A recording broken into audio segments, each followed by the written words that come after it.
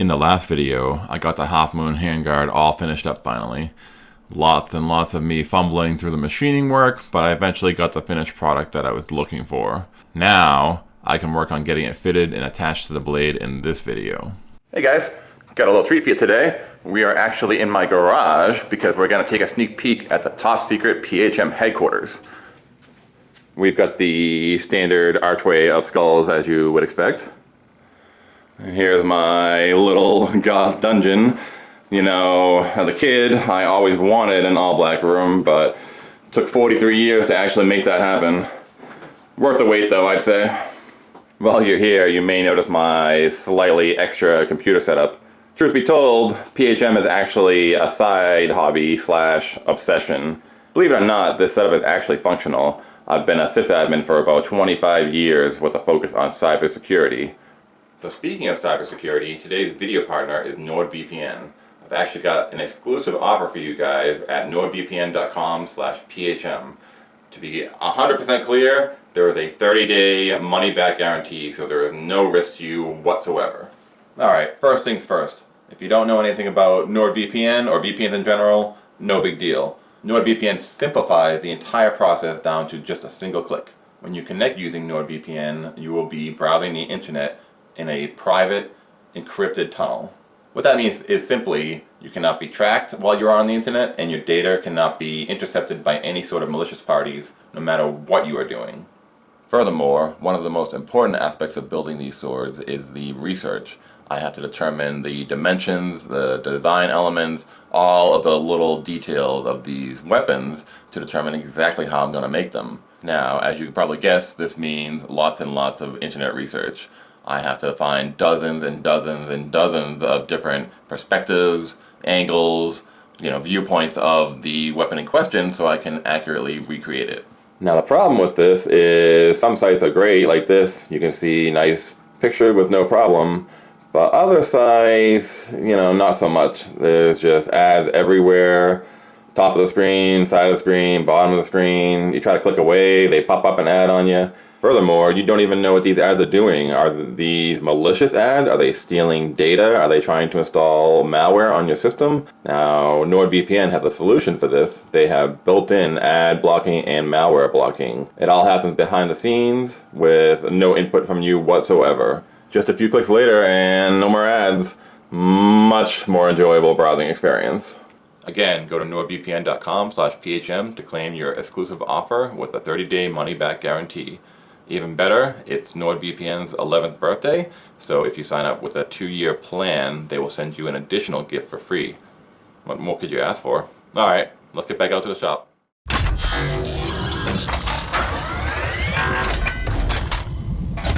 The surface finish on the cut is absolutely terrible, but I don't know what could really be expected of stopping and starting, 10 times or something like that. You can see all these gouges. This is probably where it got hung up, at one point. It was about a 1/4 inch deep, so that's probably one of them right there. Probably another one right here. This was probably a second pass where it got cut up, etc., etc. So, not a big deal. Again, this surface, this bottom edge, is going to get welded to the blade, and then the whole thing is going to get milled flat to eliminate the weld. So I'll take a little tiny extra bit off just to clean up all this, and it should look pretty good. Speaking of, let's just go stick this on the sword and see how it looks. It'd be funny if I just totally mismeasured this or something, but yep, that is pretty nice. Now, if you have really eagle eyes, you may notice that the semicircle is actually a little bit too big. It's protruding past the flat section of the sword. But the reason is, if you look at the Dragonslayer, the handguard hangs off the end of the blade by maybe 1/2 inch. So what I've done is I've actually made the blade 1/2 inch too long. And this little blue mark indicates the material that I'm going to remove. I'm actually going to mill this much of the blade off, and the blade's going to end there. So what I need is the intersection of this, the flat part, and the bevel all right at that blue point, and can't get much closer than that.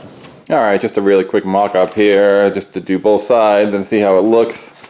That is a thick boy. It is a full 4 inches thick. That is absolutely incredible. Never made a sword even a fraction of that size. I feel like the guard is really tall, but when I compared it to some reference pictures, it looks about right. It's just incredibly bulky, I guess.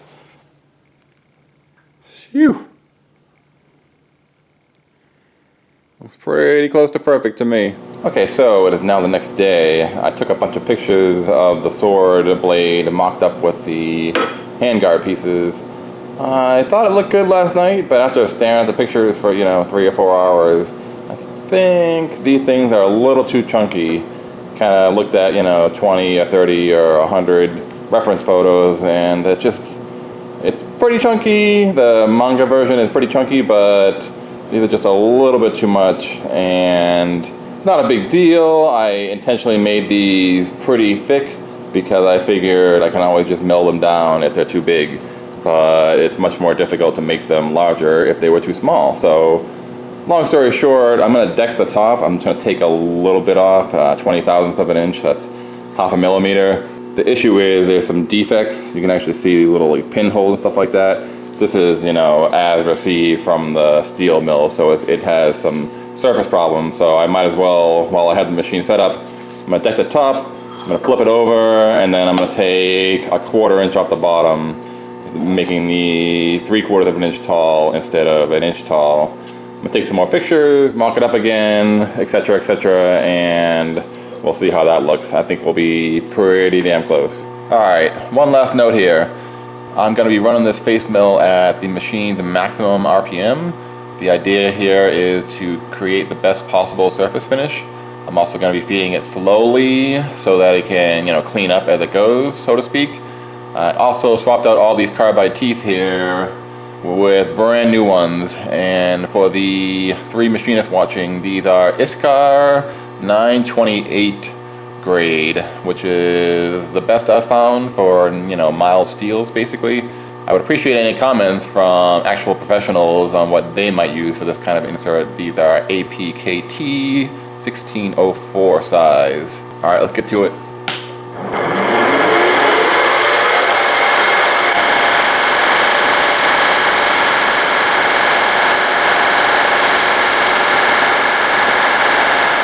Alright, well, you know what? That turned out a lot better than before. Pretty nice. What's especially interesting to me is that, I ran the cutter at the same speed the whole time. Everything was exactly the same. You can see some scratches here. And then down here, the exact same part, there are no scratches. That is like a nearly perfect finish. This material is fairly gummy and it's never gonna have like a real mirror finish, but this is pretty good. You can see how it kind of smears a bit, if that makes any sense. It doesn't really cut cleanly, but that'll clean up very nicely with some sandpaper. I suspect there is wear in the table, more at one end than the other. So as it's traversing, you're going from a worn out part to a less worn part. If you think about it, it kind of makes sense. Usually the vise is in the middle of the table. Most of the work is done kind of in the middle of this machine's articulation range. But when I was cutting this, I started with it in the middle of the table. You can see here's the stop over here, here's the stop over here, where we're like directly in the middle. But by the time the cut reached the end, the table was a lot that way, and we were actually almost out of travel. This stop over here was just about to reach this knob, which would automatically shut off the machine. So the table was actually in a very unused portion of its travel, right at the very end. So I guess that's why the very end of this looked pretty clean, and then the rest of it has some scratches in it.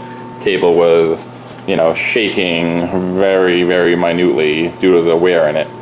Only real way around this is to regrind the table and then hand fit it back together and everything, which would take thousands of dollars and probably months of work. So I think I can deal with some scratchy finishes that I'm gonna hand sand out anyway. So good enough for now. It's just fascinating to see the literal progression. You can see the scratches start right about there. They almost get heavier and heavier. the heaviest right there. You can kind of see they almost look fairly deep right there. I mean, I can't even feel them at all. My fingernail doesn't catch them either, so they're very shallow, which means they will clean up very nicely. It's all just a little bit of interesting trial and error, I guess.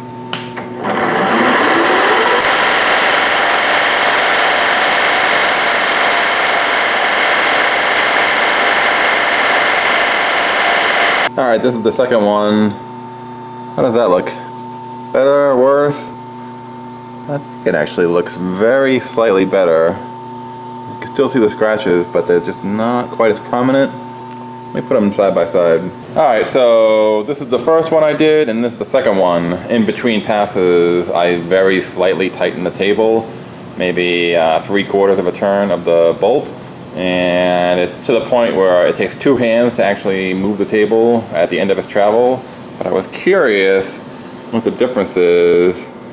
I didn't get a good angle. Quite a few scratches there, especially on the right side. That is definitely better. Especially right here, look at this section. You can see there's some scratches in there. Especially I hold the camera like that, you can see a few scratches here and there. And then look at this. Look how many scratches there are. That's fascinating. Even weirder, here's the first one again. Right at the top and bottom of the cut, at the very limit of the cutter, there's kind of this like smudgy area. I don't know if you can really see that. It's like a straight line, and it's at the bottom too.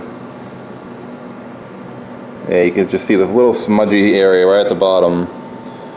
But after I tighten the table, it's actually worse. It's a slightly bigger. You can see up here, that little spot right at the top of the line there. That's interesting. All in all, it doesn't really matter. They're both going to get hand sanded, and they're both really close. It's just interesting to see the results of slight tweaks to the machine. Alright, let's flip these guys over and then cut almost 1/4 inch off the bottom. Probably take it in 3 passes, I would say. Should be good.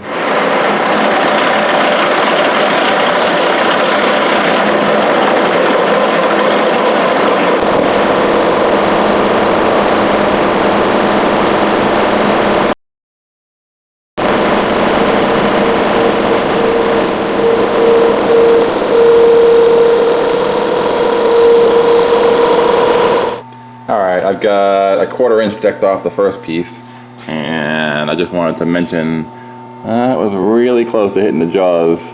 I had measured it ahead of time and I knew I had the clearance, but it was still a little bit of a butt pucker moment, that's for sure. Alright, that is significantly better in my opinion. Even just sitting on the table right there, you can just see that this one looks just about right.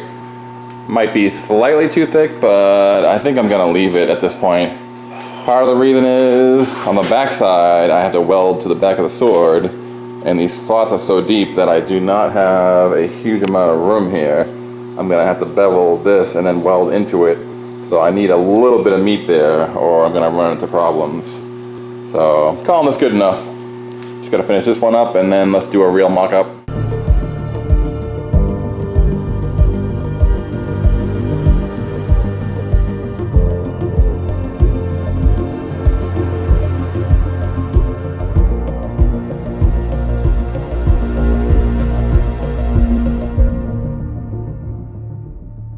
Alright, mock-up round 2. I think that is much, much better now. Still nice and chunky, but doesn't look quite out of proportion. It's interesting in checking all the source materials to try to see if this looked alright. You basically can't find any views from this angle. Almost all the views are like from the side, like that, or they're like that, or something like that. You might get, you know, at best when the sword is on Guts' back, it's kind of like that. But really, you never really see the sword from that angle. It's usually from down here, and you can't really tell how thick it is, so it was difficult to really determine it until I found a few good shots. And I'd say we did really, really, really well. Okay, so the plan is to attach the handguard. It's going to get welded here. I'm going to bevel this gap so that I've got a spot to weld into. but it's also going to get clamped together. There is the chain link that's in the center here, where Guts, carries the sword on his back, and I'm just going to use an eye bolt that goes all the way through the sword and clamps the two pieces together.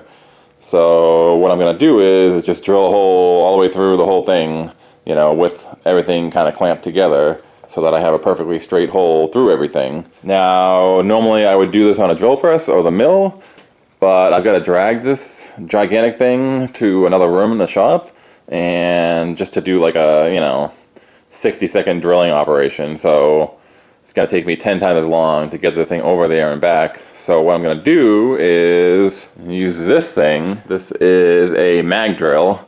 It's basically just a magnetic drill press. It's got this huge magnet here. You can clamp it to any, steel surface, and then you can just use it like any drill press, basically. Given that the sword is so thick, it's got plenty of meat that the magnet can, have full force, and it won't pop off there. Should be able to make that hole in just a few minutes, save me a whole bunch of hassle and possibly dropping the sword on my foot, I generally rather avoid that. Of course, the only downside to using these things is they're extremely heavy.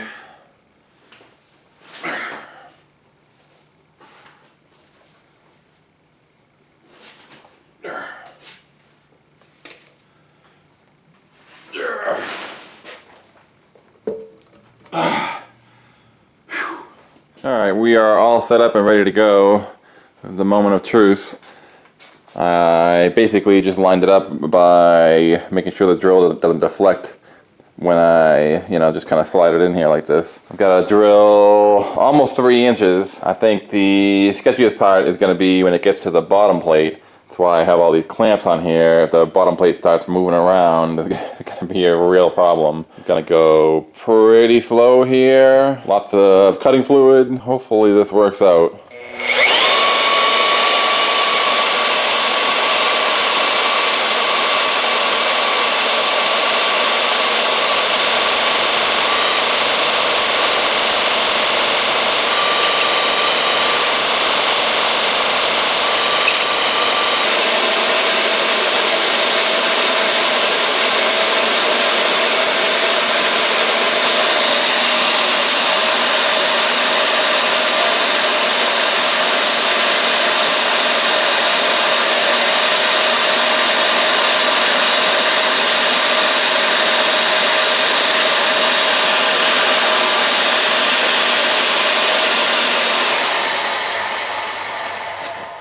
Alright, that went surprisingly smoothly.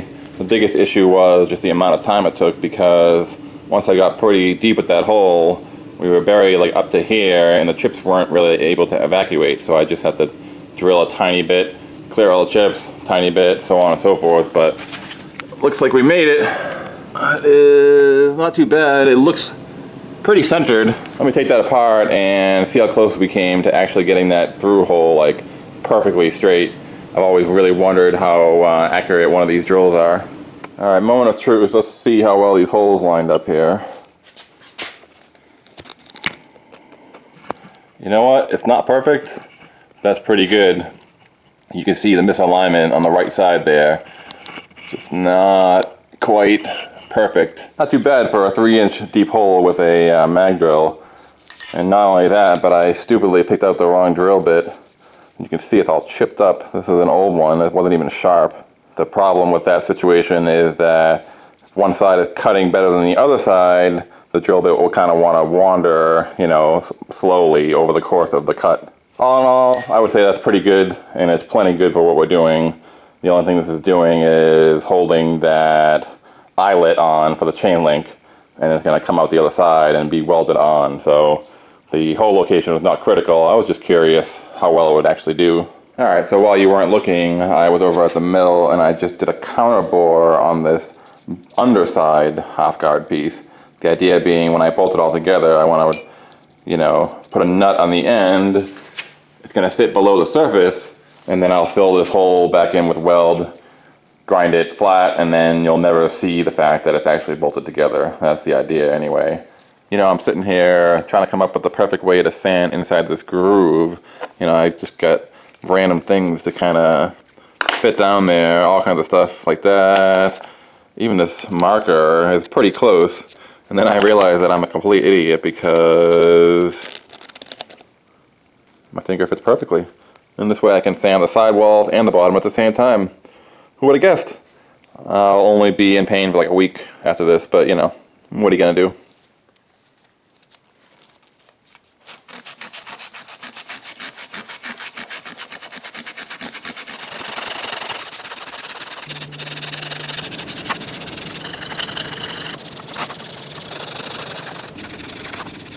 Okay, a second thought, it's been, I don't know, 2 hours, and I don't know how well you can see this, but I've barely made any progress. It does look better, but you can see those circular milling marks everywhere, and my hands are absolutely killing me. The only advantage is the outside walls actually look pretty good, but this is just gonna never happen, basically, especially since I have another whole one to do. Excuse me, I'm trying to film. Thank you.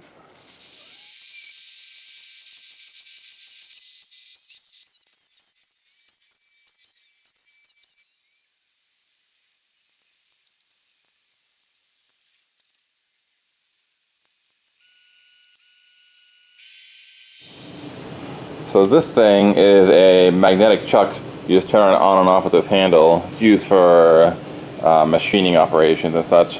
Really handy for this sort of thing because when I had a clamp on the edges or whatever, it would interfere with my hands as they went by, and it made it repositioning a nightmare. So anyway, mag chuck really works really well.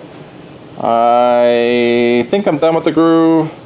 Not sure how visible this is. The light in here really allows you to see every tiny little flaw. I can see a little bit, but this is literally day 3 of just hand sanding this one groove on this one side, and my hands hurt a lot.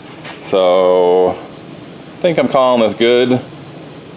The walls got sanded pretty well as well. Again, not sure how well you can see that. I'm just looking through the viewfinder here. But I would say it's pretty good. Feels very smooth. Okay, so off camera, I hand sanded the bottom piece here. I don't know if you can really see it, but it's good to go. And I also sanded a bevel on both the blade and the handguard half. So basically the idea here is this groove will be welded into probably 2 passes just to deposit a sufficient amount of material. And then once that's all done, I'll bring this whole thing over to the milling machine again, and I'll face off this entire surface so it's all, you know, in uniform basically.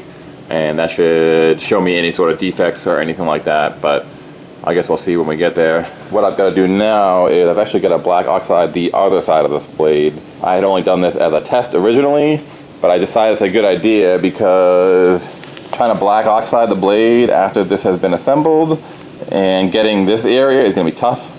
I am probably going to get some of the black oxide on this surface, and then trying to sand this surface without affecting this surface gets much more difficult. So I figured I would just, you know, kind of prepare it.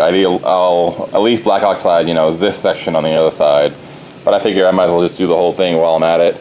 This has actually held up really well. I expected it to get, you know, scratched and destroyed along the way, but I've been really careful and I don't see any real defects. So I guess we'll just flip this thing over. We'll black oxide the entire other side, and then we're gonna start welding.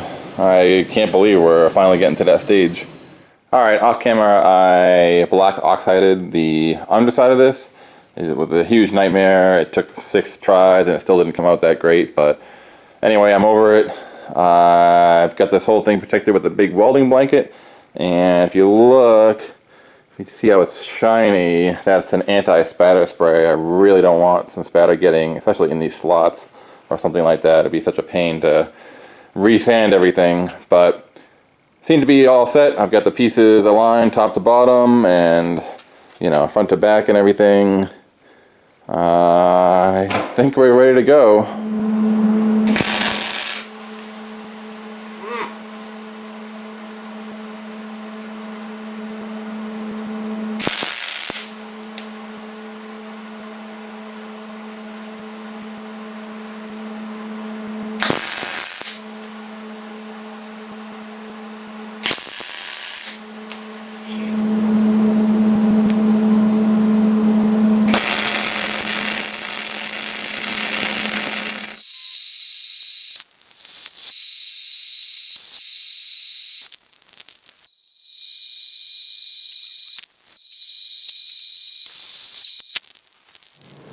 Alright, that wasn't too bad. Some of the worst welds I've ever done, but what are you gonna do? I don't think I screwed it up too badly, at least. Actually, I shouldn't say that. The reason why the weld on the bottom is much thicker is because I did screw it up. I was actually slightly off-center on the weld, so I had to do another pass just above the first pass, just to kind of fill it in. I had the shade on the welding helmet a little too high, and I just was a little bit off track. It happens. You can see how much taller that bottom weld is than the top weld, but it doesn't matter. It's all getting machined off anyway. All I have to do now is flip this thing over and then weld the underside of this eyelet, or eye bolt, I guess.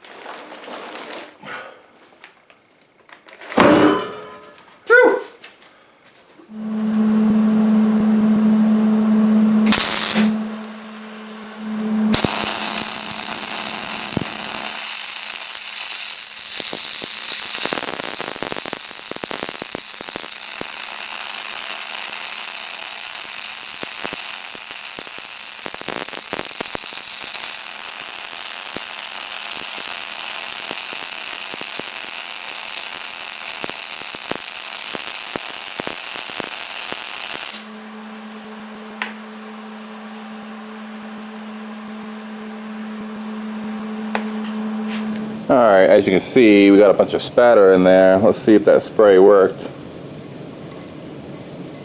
Oh yeah. That is very handy. I know you can just use acetylene, soot, or whatever, but a can is not much money, so what the hell, I don't have to drag out the whole torch rig. Alright, I'm going to let that cool a bit, and I'm going to go prepare the mill to mill off all this material here. I'll probably do this part by hand, maybe. Or I might partially mill it off. I'm not really sure, actually. We'll see. Alright, so I laid down some painter's tape on the mill table here just to try to keep from scratching the sword, as I'll have to shift it very slightly to line it up perfectly with that spindle. However, the first thing is the sword is over there under that welding blanket, and I gotta get it out here. I have completely filled everything in this whole entire area with a million projects, so I'll see you in a few hours. Alright, so I heard to be a real YouTuber, you gotta pimp your merch in every single video, so here we are. I paid a really excellent artist to make me some 80s inspired PHM designs, and she gave me 4 of them. I was gonna pick one, but honestly I like them all, so here they are. I got this one right here. I've got this one as well. Very nice. I really like the color scheme on this one, but I think this one's my favorite. It's kind of got like Outrun / Motley Crue vibes. Definitely right in my wheelhouse. Alright, that's it. See you in the next part.